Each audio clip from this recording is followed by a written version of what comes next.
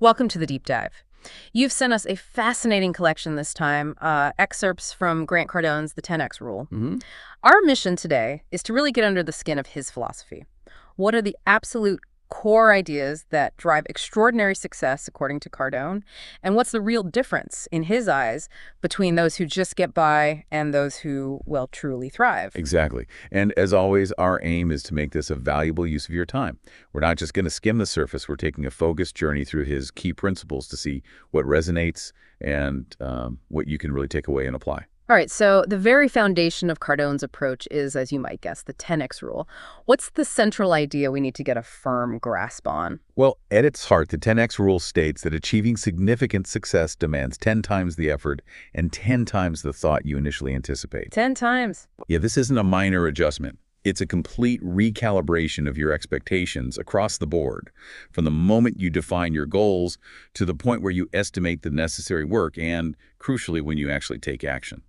So it's not just about putting in a bit more elbow grease, like working an extra hour here and there. Not in the slightest. Cardone argues that consistently operating within these 10x parameters is the closest thing you get to a guarantee of success. He believes that the primary reason most people don't reach their potential is a fundamental underestimation of what's truly required. And he emphasizes that this applies right from the goal-setting stage, not just to the effort you exert afterwards. Is that right? Absolutely. He highlights a common trap: setting goals that are inherently too small. If your initial targets are modest, even if you achieve them, the results will likely be equally modest. Cardone stresses the importance of thinking on a much larger scale from the outset. He even shares a personal experience that really brought this home for him, right? Something about his own business. He does. Cardone talks about how his own life and business took a dramatic turn for the better the moment he fully committed to this 10x level of effort.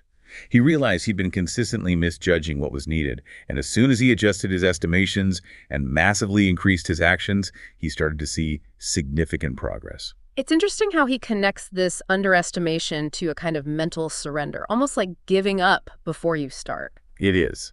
When you underestimate what it will take, you're almost subconsciously preparing for a level of effort that won't be enough. This can lead to feeling overwhelmed when you inevitably fall short, and ultimately to a mental and even physical quitting that undermines your ability to persevere. Right. Conversely, when you correctly gauge the substantial effort required, it sends a powerful signal of your seriousness and strength, both to yourself and, to the wider world, the marketplace. And he says this isn't just his own observation. He's seen this pattern elsewhere. No.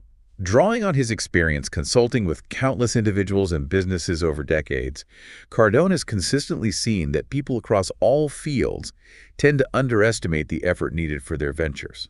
Whether it's launching a startup, securing funding, advancing a career, or even nurturing relationships, the reality almost always demands more than initially calculated.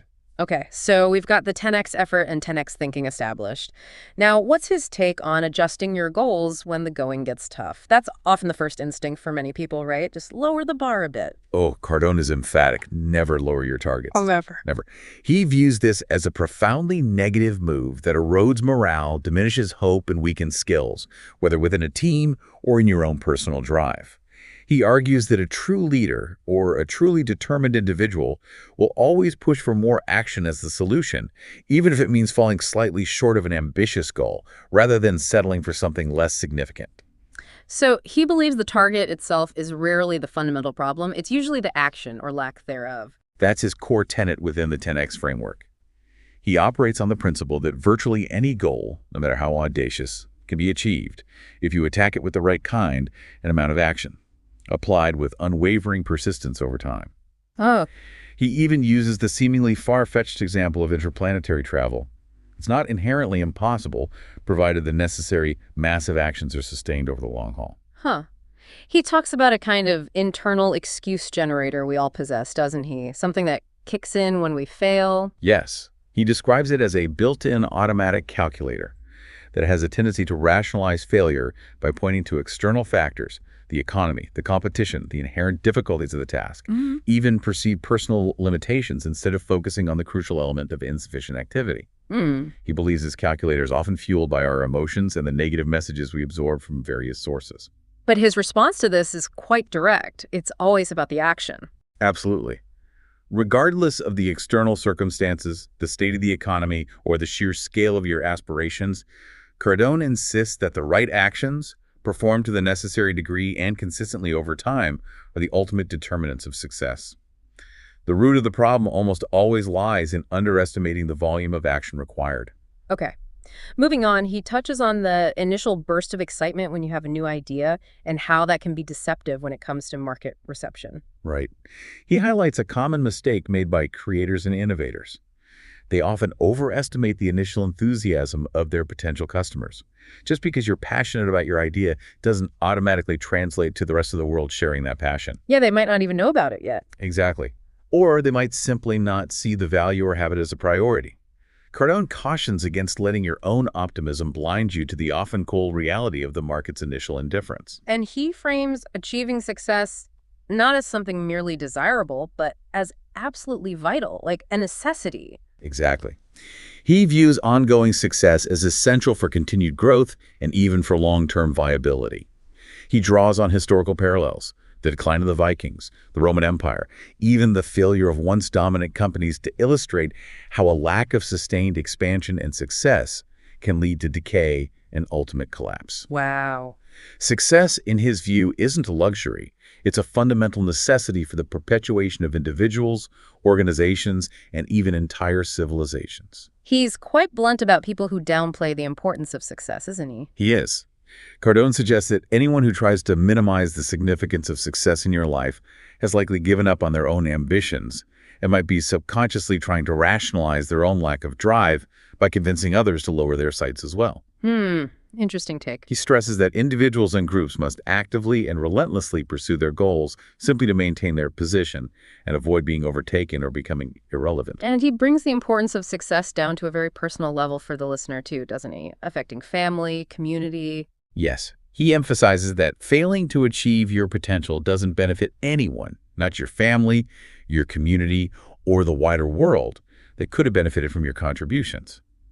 Conversely, when you reach your goals, it creates a cascade of positive effects. Right. He urges you to recognize that settling for less than success has real and negative consequences. If you stop prioritizing winning, you risk giving up entirely. He mentioned 2 specific wake-up calls that he experienced in his own life. What were the circumstances around those? I think one was when he was younger. The first pivotal moment came around age 25 when he recognized that his life lacked direction and was spiraling due to a lack of purpose and struggles with substance abuse. He realized that embracing success as a non-negotiable obligation was crucial for his own survival and well-being. Okay. And the second? The second occurred around age 50 during a significant economic downturn, where he saw his business and financial stability threatened. This served as a powerful reminder that even substantial past achievements weren't a guarantee of future security. Right, you can't rest on your laurels. Exactly. And that the continuous, relentless pursuit of greater success with 10x effort wasn't optional but absolutely necessary. Both experiences underscore that living a full and meaningful life demands a far greater commitment to achieving success than most people typically calculate. Now, let's unpack this idea of a perceived shortage of success. He argues quite strongly that this is a complete myth. What's his thinking there? He does, emphatically. Cardone contends that unlike finite resources like oil or gold, success is something that is created, not a limited pie, where if one person gets a bigger slice, there's less for everyone else. So not a zero-sum game. He fundamentally rejects the zero-sum game mentality. He believes there's no inherent limit to the amount of success that can exist because it stems from human ingenuity, creativity, problem-solving, and sheer determination, all of which are essentially boundless. Success, in his view, is actively generated, not passively acquired from a fixed pool. And he points out the various ways this myth of scarcity often gets perpetuated in our thinking, like how we react to others' success. Yes, he sees it manifesting in feelings of envy when others achieve, in complaints about things being unfair, and in the media's frequent focus on limitations and shortages, whether it's a lack of jobs, money, or opportunities.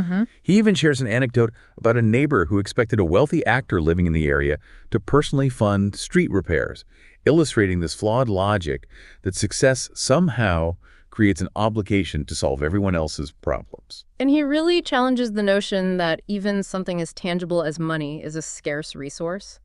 How does he explain that? Absolutely. He points out that money itself is a human invention, constantly being created, and with a value that fluctuates. He argues that witnessing someone achieve a significant financial success should be seen as an encouraging sign of what's possible, a validation of potential, rather than a cause for resentment or the belief that there's now less available for everyone else. He believes many perceived shortages are artificially created, often to drive a sense of urgency, like a limited time offer kind of thing. So, what's the key shift in mindset that he's advocating for in this area?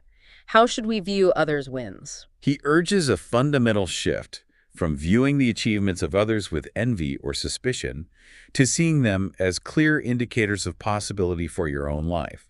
Someone else's success doesn't diminish your potential.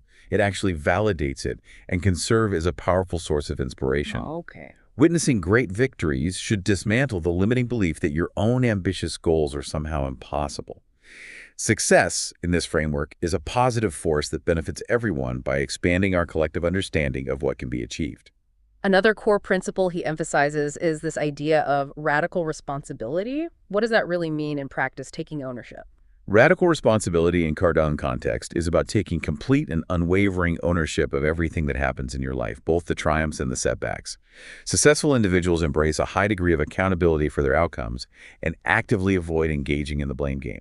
They operate from the understanding that their results are largely a direct consequence of their own actions and decisions. He draws a sharp contrast between this and a particular way of thinking, doesn't he? The opposite of responsibility. Yes, he contrasts it directly with what he calls the victim mentality, where individuals tend to relinquish control and attribute their circumstances primarily to external forces, bad luck, unfair systems, other people's actions. This mindset, he argues, severely limits their ability to take proactive steps to improve their situation because they don't believe they have the power to affect change. He uses a very relatable example of a power outage to illustrate this point. What was that again? Exactly. Instead of simply blaming the power company for a blackout, Cardone immediately shifts his focus to what he could have done differently, like having a backup generator to minimize the impact. Ah, okay. Proactive. Taking radical responsibility prompts proactive problem solving and a focus on preventing negative events in the future. He even extends this to seemingly random occurrences, suggesting that even something like being rear-ended in traffic could lead to a personal reflection on any actions you might have taken that could have altered the outcome. Wow, even then, that's radical. It is. And this shift towards radical responsibility was a significant turning point in his own life, as I recall. Yeah, how so? It was indeed. He recounts how adopting the belief that nothing happens to me, it happens because of me, was a transformative shift away from a victim mentality towards one of personal agency and control. While acknowledging that you can't always control external events, he stresses that you always have a choice in how you respond to them. He firmly believes that sustained success is a direct result of this state of control and responsibility and is fundamentally incompatible with a mindset of blaming external factors. Success isn't for whiners, as he puts it. Right. Okay. Now, let's delve into the level of action that most people typically take. He argues that operating at a normal level of action can actually be quite dangerous. Why does he take that stance? Average isn't good enough. Cardone argues that aiming for what society deems average is a pervasive trap that inevitably leads to an average life and average results. He uses the somewhat absurd example of a cooking class that promises to teach you how to become an average cook, to highlight just how unappealing mediocrity truly is. Ah, yeah, who wants that? Exactly. While normal levels of action are widely accepted and often encouraged, they simply don't generate the kind of attention, momentum, or exceptional outcomes needed for extraordinary success. He also points out a common missed opportunity in how many companies tend to operate regarding their staff. Yes, he observes that many organizations focus a disproportionate amount of their effort on trying to improve the performance of their lowest performers, often neglecting the untapped potential of their average and even top performers who are still operating within relatively normal parameters of activity. Interesting. So focus on the middle and top too. Yeah, the real key to unlocking exceptional growth and achievement, both individually and corporately, lies in making the transition from normal action to what he terms massive action. He shares his own personal experience of making this crucial shift, doesn't he, after that wake-up call? He does. He reflects on a period in his early life where he was expending a significant amount of energy, but without any real sense of direction or constructive results, leaving him feeling unfulfilled and without purpose. His wake-up call at age 25 led him to make a conscious commitment to generating success with the same intense energy he had previously misapplied. Right. He also credits his father as a role model, who instilled in him a strong work ethic and the conviction that achieving success was not just desirable but a fundamental duty. Since that pivotal point, Cardone has consistently approached his endeavors with massive levels of action, rejecting the temptations of retreat, inaction, or simply putting in an average effort. And he says that massive action itself has a very specific characteristic or consequence that distinguishes it, something about problems. Yes, he points out that engaging in massive action inevitably leads to the emergence of new problems. However, he views this not as a negative outcome, but as a positive indicator that you are operating at a significantly higher level of activity and pushing your boundaries. So new problems are a good sign. In his view, yes.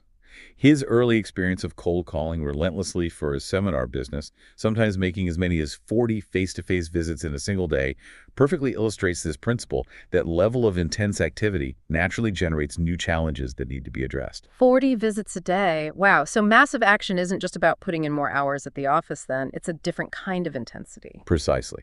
It goes far beyond simply clocking more time and represents a fundamental shift in mindset towards a relentless, all-consuming pursuit of your goals. This level of activity often leads to the emergence of unexpected opportunities and makes the concept of a predictable, routine day virtually obsolete. For Cardone, this commitment to massive action eventually became an ingrained habit, often drawing attention and even admiration from others, though his primary focus wasn't on external validation. What was his core driving force when he was consistently operating at this intense level? What kept him going? His primary motivation was a deep understanding of the critical importance of taking immense action for his long-term survival and the realization of his ambitious goals. When he was first starting out with limited financial resources for advertising, he relied heavily on an extraordinary volume of calls, mailings, and personal visits. It was a grind. Exactly. A level of activity that, while undeniably exhausting, ultimately provided a much greater sense of certainty and security than any amount of theoretical knowledge could have. He emphasizes that the initial obscurity of any new venture demands this kind of massive, sustained push to break through the noise and gain traction. Now, this next area might raise a few eyebrows. His perspective on breaking free from the middle class. He suggests that aspiring to be middle class might actually be a limiting aspiration. That's controversial. He does indeed. Cardone views middle class as more of a restrictive mindset, a set of limiting beliefs, rather than simply a specific range of income. He argues that even individuals who earn what might be considered a substantial income can still be trapped by this middle-class way of thinking. How so? He points out the significant variations in how middle class is defined based on income levels and geographic location, highlighting the lack of a universally agreed upon and truly secure definition. And he really emphasizes the economic vulnerabilities and pressures that this group often faces, right? The squeeze. Absolutely. He discusses what he calls the middle-class squeeze, where wage increases often fail to keep pace with the rising cost of living and inflation, a phenomenon that tends to have a far less significant impact on those in the highest income brackets. Yeah, you hear about that a lot. He also points out that much of the supposed wealth accumulated by the middle class has historically been tied to debt and the often volatile value of home equity. He paints a picture of the traditional middle-class aspirations and how those are becoming increasingly difficult to achieve and maintain, like the house, the car, retirement. Yes, the long-held hallmarks of a comfortable middle-class existence. A stable job with benefits, access to good health care, owning a comfortable home, providing education for their children, taking annual vacations, and saving adequately for retirement are facing increasing challenges and uncertainties. He argues that the middle class has often been sold a dream of comfort and adequacy that ultimately limits their vision and potential for achieving true abundance and financial freedom. So his suggestion is that we should be aiming for something significantly higher, not just comfortable. Exactly. He contrasts the ongoing financial struggles of the middle class with the immense wealth controlled by the top percentage of earners, suggesting that the inherent energy, creativity, and potential to reach those higher levels are within reach for many more people than realize it. He believes that settling for a mindset of just enough is a self-imposed limitation that prevents individuals from realizing their full capabilities and achieving true financial independence. Okay. To reach that significantly higher level of success, he talks about the critical role of obsession. That word itself can sound negative sometimes. Yes, creating a 10x reality, in his view, requires an unwavering and intense obsession with seeing every action through to a successful conclusion. While many people might take some level of action towards their goals, most lack the deep, all-consuming commitment needed to achieve truly significant results. Hmm. They often either do too little, retreat when faced with obstacles, or operate at a normal level of effort simply to get by. Obsession's the differentiator. And he sees this quality of obsession as something natural and even childlike, doesn't he? Like how kids get fixated. He does. He uses the example of young children who can become completely engrossed and fixated on their interest for extended periods. He laments how this inherent capacity for intense focus and preoccupation is often inadvertently suppressed by parents, teachers, and societal norms, leading to a gradual shift toward more average and less committed levels of engagement as we get older. He even shares his own perspective as a new father on the importance of nurturing this in his children. He wants them to be obsessed. Yes, becoming a father reinforced his strong belief in the power of nurturing and encouraging a child's natural obsessions, believing that being fanatical about one's goals is a powerful and often overlooked driver of extraordinary achievement. Oh. He observes that others will often make way for individuals who demonstrate clear intention, unwavering conviction, and an all-consuming commitment to their objectives. And the alternative to cultivating this kind of obsession, in his view, is quite stark. What did he say? Obsessed with excuses. The alternative, he argues, is spending a lifetime being obsessed with making excuses for why you didn't achieve the level of success and fulfillment you truly desired. He strongly advocates for consciously choosing to become obsessed with your dreams and aspirations instead of being consumed by justifications for settling for less. Okay. Another key concept he introduces is commit first, figure out later. That sounds like it could be a recipe for disaster for some people. Just jump in. It might seem counterintuitive or even risky on the surface, but Cardone argues that overcommitting your energy, resources, creativity, and persistence to every significant action is actually crucial for breakthrough success. Really? Overcommitting. Yes. He directly addresses the common worry about potentially not being able to deliver on a large commitment, reframing this concern as a new problem, problem that arises specifically because you're making progress and pushing your boundaries. So, in his view, the greater risk lies in inaction or hesitation, waiting too long. Absolutely. He stresses the vital importance of making a firm commitment first and then figuring out the necessary steps and solutions along the way. He observes that many people become paralyzed by analysis and never even take the initial leap because they're waiting for every single detail to be perfectly planned out in advance. Analysis paralysis, yeah. He posits that those who consistently avoid encountering new, bigger problems are likely still stuck dealing with their old, smaller ones. Contracting or pulling back violates the 10x rule. He even applies this commit first principle to navigating economic downturns, which seems particularly counterintuitive when most advise caution. Expand during a recession. Yes, while conventional wisdom often dictates contraction and retrenchment during economic downturns, Cardone advocates for strategic expansion, viewing these periods as significant opportunities precisely because many of your competitors will be pulling back. Ah, okay. Less competition. Right. He argues that most company failures aren't ultimately due to expanding too rapidly, but rather due to inadequate preparation for expansion and a fundamental inability to seize market dominance. He shares his own personal experience of aggressively expanding his business during a severe economic downturn, even going so far as to reinvest his own salary and push his team to dramatically increase all forms of client contact, a bold move that led to significant growth while others were shrinking. Wow, that takes guts. Now let's talk about fear. For most people, fear is something to be avoided at all costs, but he seems to have a very different perspective on it. He sees it as good.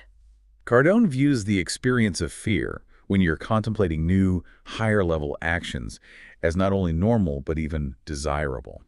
He suggests that a complete absence of fear might actually be an indicator of complacency or a sign that you're not pushing yourself beyond your comfort zone. So fear means you're growing. He believes that fear is often a signal that you're on the verge of growth and expansion, venturing into territory that holds significant potential. He even goes as far as to redefine what fear often represents for us, doesn't he? Something about false events. Yes, he proposes that fear often stands for false events appearing real.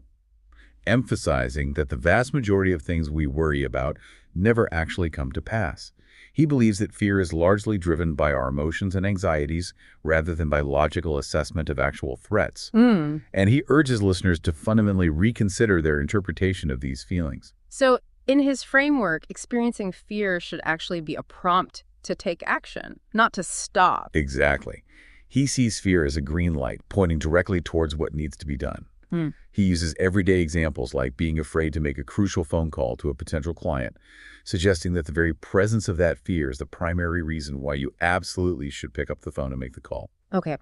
And he has a specific strategy that he recommends for effectively overcoming fear in these situations. What is it? His primary strategy is to eliminate the time you allow fear to take root and grow. He strongly advocates for immediate and decisive action, essentially starving fear of the mental space it needs to become more powerful. Act fast. Yes, he directly challenges common excuses for delaying action, emphasizing that the feeling of fear is often the most compelling reason to act swiftly. While he might often project an image of fearlessness, he readily admits to experiencing fear frequently, but makes a conscious choice to act rapidly rather than allowing it to fester and paralyze him. Uh-huh. He believes that this pattern of quick, repeated, massive action creates the perception of fearlessness in others. Conversely, allowing fear to hold you back inevitably leads to wasted energy, lost momentum, and a declining confidence, which in turn amplifies your anxieties. He uses a very vivid and memorable analogy to illustrate this concept of taking rapid action in the face of fear. Something about fire. He uses the analogy of eating fire, the idea being that if you commit completely and act rapidly, the fire of your fear is quickly extinguished. However, if you hesitate or approach it timidly, the fear has a chance to reignite and burn you. Successful people, he says, learn to use fear as a compass, guiding them towards the very actions that have the greatest potential for positive returns. Experiencing fear is a strong indicator that you are on a path of growth, and overcoming it requires speed and decisive action, not necessarily more resources or luck. This leads into his rather unconventional perspective on time management. He freely admits that he's not a great traditional manager or planner. Is that right? That's right. He openly questions the overall value of traditional, structured time management techniques, particularly for individuals who operate from a mindset of scarcity.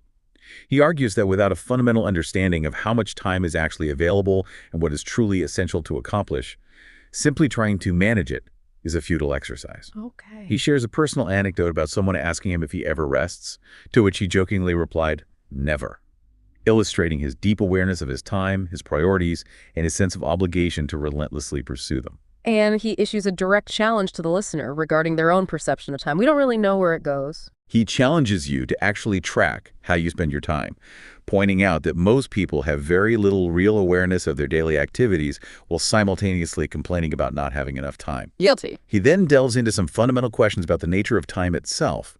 Who truly creates it? Is it possible to create more of it?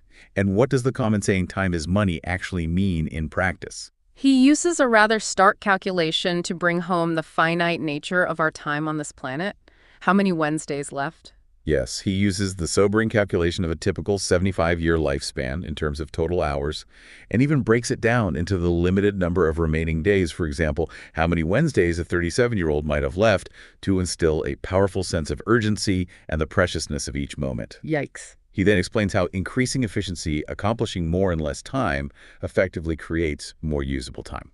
Furthermore, strategically hiring others to replicate your efforts essentially turns your time into a scalable asset, turns time into money. So it's more about taking conscious control of your time rather than just passively trying to manage a limited resource. Getting proactive. Precisely. He argues that a genuine understanding and deep appreciation for the available time is absolutely crucial for maximizing its value. Taking proactive control of how you allocate your time, rather than allowing external factors to dictate your schedule, is the key. Uh-huh. He contrasts the mindset of those who view work as a necessary evil to be endured with the attitude of highly successful individuals who work at a pace that yields satisfying results, ultimately making their work a passion because they consistently achieve meaningful wins. They do enough to win. He also touches on how our priorities and perspectives on time might naturally evolve as we go through different stages of life, such as starting a family. It's not an excuse to slow down. He explains that significant life changes, like having a child, shouldn't be viewed as an excuse to reduce your commitment to your goals, but rather as a powerful new reason to strive for even greater success. He emphasizes that family should serve as a source of motivation and drive, not as a limiting factor. Right. He shares how he and his wife addressed the work-family balance by proactively adding an extra hour to their day and consciously scheduling dedicated quality time with their daughter, highlighting the importance of intentional control and prioritization of time. Commitment allows you to make time for everything. Shifting gears now, he has a rather surprising take on criticism. He actually views it as a positive indicator. How does that work? Yes, Cardone reframes criticism not as a personal attack or a setback, but as a sign of progress and increasing relevance, something you should actually expect when you start achieving significant results and making a real impact. So if you're not getting criticized, you're not doing enough. That's kind of the implication. While acknowledging that it can be unpleasant to experience, he argues that criticism is often a natural byproduct of gaining attention and stepping outside the realm of the ordinary. He then poses a compelling question. Wouldn't you much rather be criticized for your successes and your bold actions than be overlooked or criticized for inaction by those around you, like your family or boss? Good point. And he offers some interesting insights into the underlying motivations behind why people often criticize others. It's about them, not you. He suggests that individuals who feel weak, overwhelmed, or insecure often resort to attacking the success of others as a way to make themselves feel better or to rationalize their own lack of progress. When you start to dominate in your field or acquire significant territory, you inevitably become a target for those who feel threatened. He uses the example of negative political campaigning as a form of criticism that often lacks constructive solutions and is primarily driven by the critic's own sense of insecurity or perceived threat. So in his view, the most effective way to respond to criticism isn't to engage or defend, but simply to keep succeeding. Just double down. Exactly. He firmly believes that the most powerful and effective response to criticism is to continue pursuing your goals with even greater intensity and achieving even greater levels of success operating at that 10x level. He argues that consistent achievement will eventually silence the critics and, in many cases, even turn them into admirers over time. In his framework, criticism is almost a prerequisite for significant achievement, a kind of shadow that accompanies substantial progress. It precedes admiration. This leads into another potentially controversial idea he presents, that an excessive focus on customer satisfaction. That sounds wrong initially. Yes, Cardone argues that while providing excellent service and fostering customer loyalty are undoubtedly important, an overemphasis on solely maximizing current customer satisfaction can inadvertently detract from the crucial aspect of actively and aggressively acquiring new customers. Okay. He understands the initial concern that taking massive action and pushing for growth might somehow negatively impact existing customer relationships, but he counters that in today's fiercely competitive marketplace, obscurity and a lack of new customers pose a far greater threat to your long-term viability. So being unknown is worse than potentially upsetting someone. That's his argument. Yeah. He uses a rather insightful analogy involving a cable television channel to illustrate this point. He shares an anecdote about a cable channel that was initially hesitant to greenlight a new show because it didn't perfectly align with their existing brand image. His response was that you first need to attract a significant audience to even have a brand worth defending. Right. Need viewers first. He argues that failing to aggressively pursue new customer acquisition under the guise of meticulously protecting your current brand and solely focusing on existing customer satisfaction is ultimately a self-defeating strategy. So his primary focus, especially in a competitive environment, is heavily weighted towards bringing in new customers first and foremost. Acquisition above all. Absolutely. While he's a strong advocate for over-delivering on your promises and providing exceptional customer service, his fundamental belief is that your primary focus must be on consistently attracting and acquiring more customers. He contends that the only true and sustainable way to increase overall customer satisfaction in the long run is by dramatically expanding your customer base. More customers, more satisfaction potential. Kind of. He even suggests that you should perhaps worry more about non-customer satisfaction. The vast number of people out there who don't currently have your product or service and may not even be aware that they're missing out on something valuable. And he has a slightly different take on why existing clients might express dissatisfaction. It's not always the product's fault. He suggests that clients who express dissatisfaction are often those who either don't fully understand the value of your product or service, or they aren't utilizing it correctly or to its full potential. Therefore, he argues that a key part of improving customer satisfaction is proactively increasing product or service adoption and usage among your existing clientele. However, he reiterates that first and foremost, you must attend the customer. You can't have satisfied customers if you don't have any customers to begin with. He even uses a humorous analogy from the realm of personal relationships to drive this point home. The wife analogy. Yes, he uses the analogy of a relationship, stating that getting the wife precedes wife satisfaction. You can't focus on having a satisfied partner if you haven't first established the relationship itself. Ha! Okay. So, in his view, is it more valuable to survey potential customers who haven't bought from you than to only focus on the feedback from your existing client base? Find out why they didn't buy. He makes a strong argument that surveying non-customers can actually provide far more valuable insights into the true barriers to customer satisfaction by revealing the reasons why they haven't chosen to do business with you in the first place. Okay.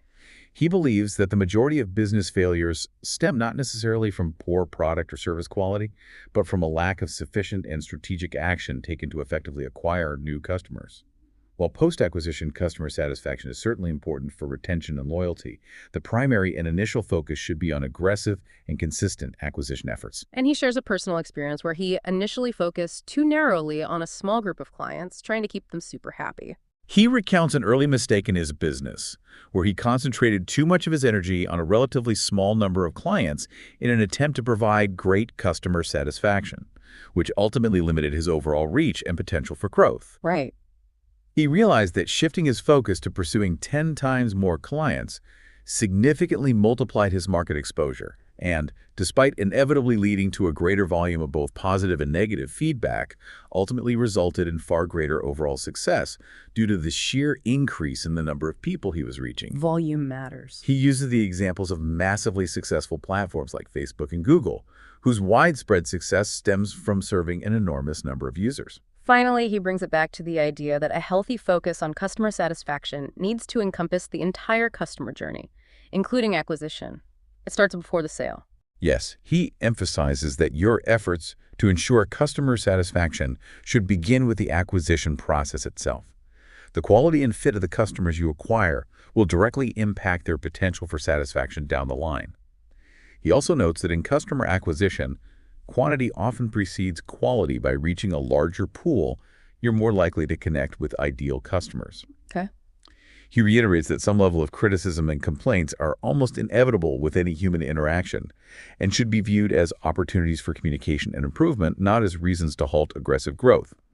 His ultimate strategy is to massively expand the number of users through relentless acquisition efforts, not through initiatives that divert significant resources away from this primary goal. He uses a successful company like Apple as an example, highlighting their focus on creating highly desirable products, which drives acquisition, and providing a positive experience during the purchase process, which in turn fosters long-term loyalty. Cardone's core target sequence is acquisition, referral, loyalty, and then more acquisition.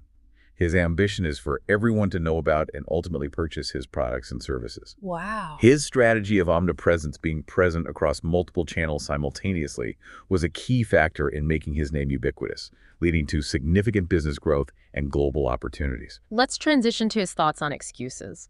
He draws a clear distinction between excuses and legitimate reasons for setbacks, and he emphasizes that successful people avoid excuses. No excuses, ever. Absolutely.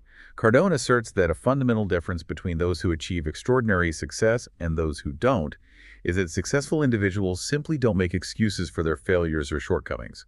They view any justification for not achieving a goal as nothing more than an unresolved opportunity waiting to be addressed. An opportunity. He stresses the importance of adopting a proactive mindset focused on finding solutions, rather than dwelling on reasons why something couldn't be done. He even has a very specific suggestion for how to respond when you genuinely don't know the answer to something.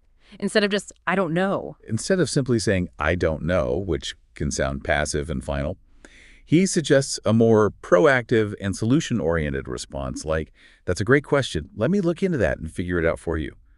This demonstrates a commitment to finding an answer and taking responsibility. Another crucial element of his philosophy is the ability to focus on opportunity, even in situations that most people would perceive as purely negative, seeing the upside in problems. Exactly. Where many people see only problems, obstacles, and setbacks, highly successful individuals train themselves to recognize potential opportunities.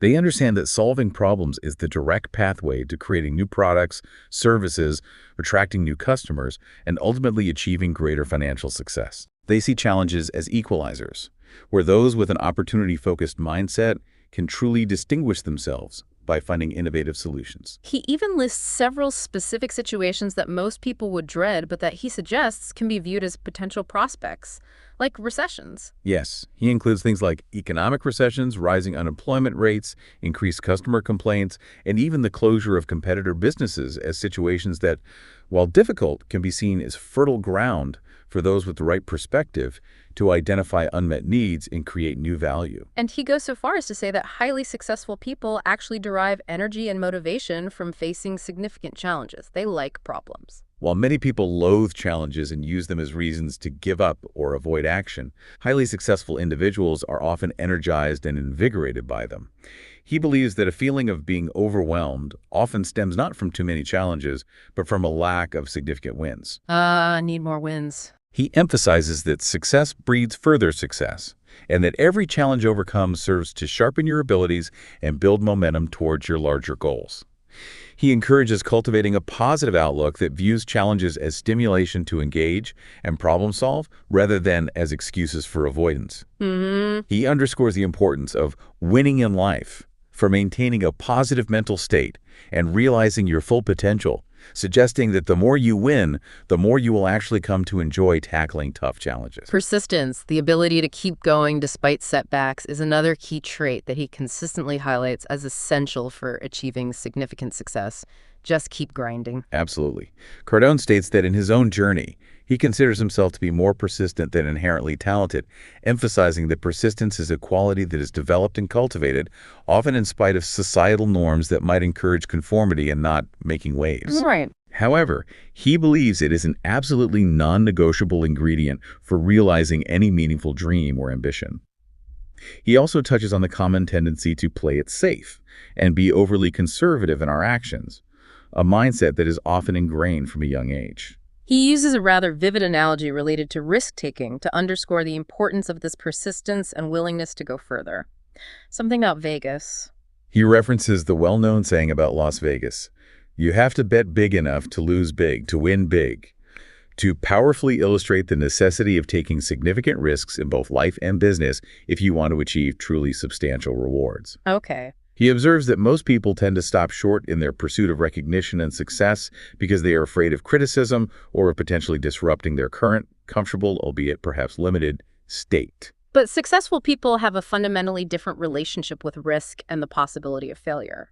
They're okay with it. Successful individuals are generally more willing to take calculated gambles, knowing that even if they experience setbacks, they have the resilience and determination to recover and keep moving forward. They understand that putting themselves out there inevitably means being seen and potentially judged, but they embrace this as a necessary part of the process. Right. He encourages listeners to seek support from their network, to step outside their comfort zones and move beyond a purely risk-averse approach, reminding them of the adage, "Nothing ventured, nothing gained." The mindset surrounding wealth creation is another critical differentiator that he discusses between those who achieve significant financial success and those who do not. How do they think differently about money? Yes, he draws a sharp contrast between the typical attitudes towards wealth held by those who are struggling financially and those who are highly successful.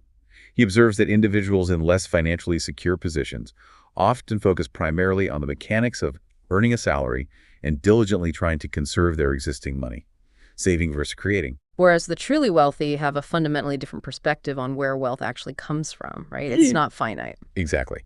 The very successfuls operate from the understanding that money and wealth are not finite resources to be hoarded, but rather are constantly being created through the generation of innovative ideas, valuable products, essential services, and effective solutions to problems. They fundamentally reject the notion of scarcity and recognize that wealth naturally flows towards those who are actively creating value in the world. Hmm. He emphasizes that wealth extends far beyond just the physical supply of currency. And he points to the importance of positioning yourself in relation to these flows of wealth, getting closer to where the money is. He believes that putting yourself in close proximity to massive flows of money significantly increases your own potential for wealth creation. He encourages thinking beyond the confines of traditional employment and focusing on how to actively create money and build lasting wealth rather than solely relying on a salary and attempting to save your way to prosperity. He suggests studying and emulating the wealth-generating strategies employed by powerful institutions like banks. He also makes a key distinction between generating income and actually building wealth. One is taxed differently. Yes, he emphasizes that strategically investing in your own company and its growth is a direct path to increasing your overall wealth, not just your taxable income. He points out the fundamental difference in how income is typically taxed compared to wealth. Right. He urges a shift in focus from primarily conserving income to actively engaging in the creation of wealth as a core element of adopting the mindset of the truly successful. Another interesting point he makes revolves around the simple act of saying yes to new opportunities, particularly when you're first starting out on your path to success. Say yes more often. He highlights a common tendency among those who struggle to achieve their goals. They often default to saying no to new opportunities, frequently driven by fear of the unknown or perceived limitations. He strongly encourages adopting a bias towards saying yes more often, especially in the early stages of pursuing success, as this opens doors to unexpected experiences, valuable connections, and innovative solutions that you might not have otherwise considered. Okay. He suggests reserving the power of no for later in your journey when success demands more strategic management of your time and energy. He also underscores the critical and ongoing importance of continuous learning and self-improvement. Never stop learning. Absolutely. Successful individuals consistently invest their time, energy, and financial resources in ongoing self-improvement. They focus on the compounding rewards that come from perfecting their skills and approaches, which ultimately makes achieving success feel less like arduous work and more like a series of well-earned victories. Continuous learning is a defining characteristic of the highly successful. He points out that top CEOs are often voracious readers and active participants in industry conferences. They view every opportunity to learn and grow as a valuable investment in their future. Right. In stark contrast to those who are less successful and tend to fixate on the immediate cost rather than the long-term potential benefits of such investments. He encourages listeners to actively join the ranks of those who understand that their future success is inextricably linked to a lifelong commitment to learning and development. Finally, he brings all these principles together with a powerful emphasis on the importance of setting big goals, cultivating bold dreams, and taking decisive action to bring them to life. Think bigger. Successful people, he says, characteristically dream on a grand scale and set immense, often seemingly unrealistic goals. They consciously reject the limitations of realistic thinking, which they see as a mindset that leads to mediocrity. Realistic is mediocre. In his view, yes. He even shares his own personal regret of initially setting goals that were too easily achievable rather than embracing truly radical ambitions. He believes that big think is the driving force behind transformative change, and that a focus on realistic limitations only serves to keep you in the realm of the average. And the 10X rule itself has a very direct and fundamental question related to the size and scope of your ambitions, doesn't it? How big are the dreams? Yes, the second core question of the 10X rule is simply, how big are your goals and your dreams? He emphasizes that while the middle class is often conditioned towards pragmatic and realistic thinking, those who achieve extraordinary success dare to think expansively and without self-imposed limitations. Right. He urges you to dream big, act boldly, and constantly seek opportunities for further expansion. He advises studying the remarkable accomplishments of great individuals and companies and actively surrounding yourself with sources of inspiration that encourage you to think and act with greater audacity. He also revisits the commit first, figure out later principle in the context of pursuing these massive goals. Jump in, even if it's huge. He explains that making a firm commitment to a large, seemingly daunting goal first often allows for more agile and decisive action-taking along the way, something that larger, more bureaucratic competitors frequently struggle with. While adequate preparation is certainly important, he notes that marketplace challenges often demand immediate and adaptive responses. In these situations, passionate commitment and unwavering determination often prove to be more powerful drivers of victory than mere intellectual superiority. He concludes with a powerful statement connecting personal success with a sense of ethical obligation and the greater good. Success is ethical. He argues that living up to your full potential and fulfilling your commitments is not just a personal aspiration, but actually an ethical obligation.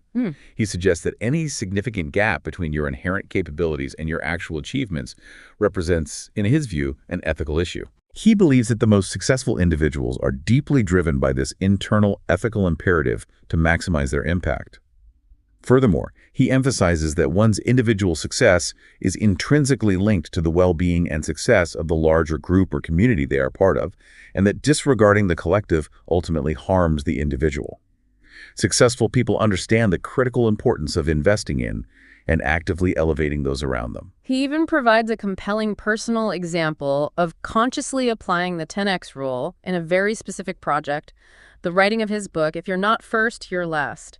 What was his goal there? Yes, his 10x goal for that project was nothing short of becoming synonymous with sales training, to achieve a dominant and undisputed position within that entire sector. Domination, okay. He made this massive commitment up front without having a fully detailed step-by-step plan for how he would achieve it, recognizing that getting bogged down in the how too early can often lead to analysis paralysis and prevent you from even starting. Right, commit first. The sheer magnitude of the goal itself became the guiding force behind his actions, constantly prompting him to ask, what do I absolutely have to do to become the recognized authority in sales? This overarching question generated a comprehensive list of ambitious actions, including reaching billions of people, securing TV and radio shows, achieving widespread distribution for the book, making major media appearances, becoming a bestseller, and establishing a significant presence on social media. Quite a list.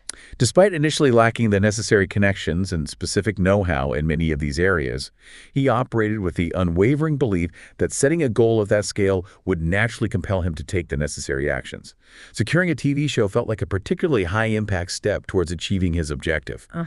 He demonstrated remarkable persistence by hiring multiple PR firms, even after initial disappointments, and simultaneously pursued numerous new projects, requiring a significant investment of resources and creative energy.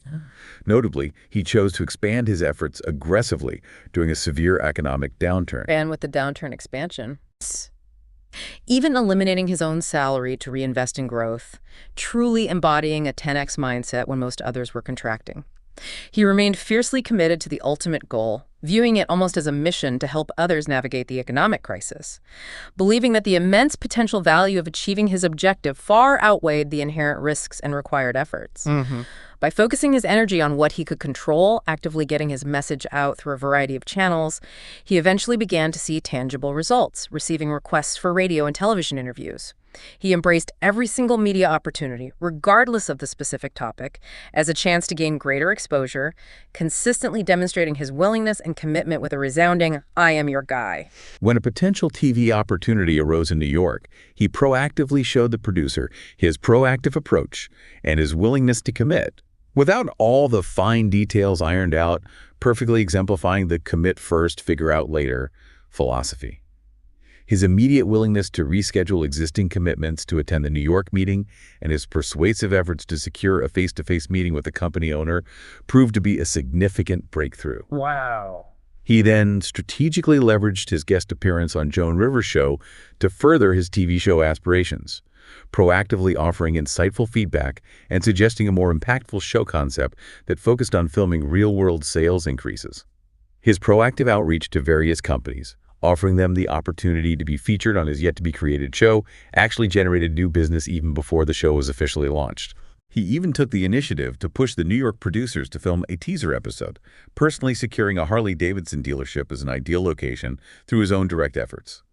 His demonstrated ability to rapidly transform a business and deliver tangible results in a short time frame ultimately convinced the producer of the show's immense potential, and he insisted on the opportunity to personally pitch the show directly to network executives. Amazing story. So to bring it all together, what is the fundamental essence of the 10x rule based on this deep dive into Grant Cardone's philosophy? What's the core takeaway? The core message is clear. The 10x rule is fundamentally about dramatically amplifying both your level of effort and the scale of your thinking in order to achieve truly extraordinary results. It's about consciously breaking free from the limitations of average thinking and average action, and consistently operating at a level that the vast majority of people never even contemplate. Look around, see the average, and know it's a sign of giving up dreams.